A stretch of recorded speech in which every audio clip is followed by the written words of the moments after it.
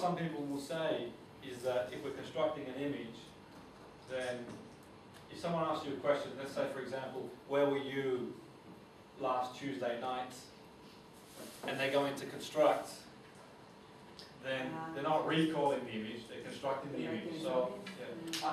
I wouldn't, as a rule, use this to tell if someone's telling the truth or not. No. I don't think it's strong enough to tell if someone's telling the truth or not.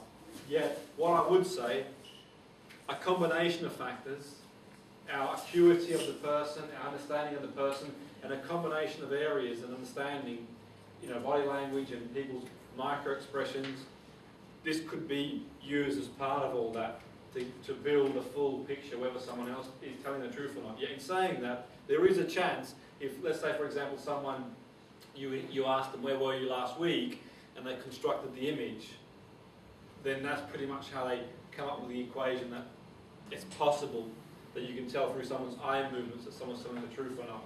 And that's where that comes from. I remember once a few years ago, we used to have, when I was working at a football club full time, we used to have a situation where we'd invite the younger players to travel with us on the weekend. So if they were doing well in the youth team, we'd bring them in the first team to travel. Yet in saying that, we had a very strict educational welfare officer, and they were on this education program.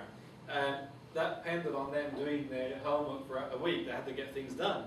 So we had one of the up-and-coming players that we had invited to come along on the weekend on the coach for this trip. We said, okay, come along. Yeah, it was pending on whether he had done his work throughout the week. And funnily enough, I was going through, the manager at the time, the football manager, he was asking about NLP, and we were talking about it throughout the week. And on the morning of going to the match, we were talking about eye-accessing movements, because someone had told him about these eye-accessing movements.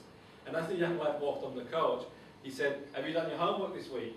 And the young lad looked into Visual Construct, and he came back at him and said, you haven't done that, have you? And he looked across, bewildered us, to think, well, how does this guy know?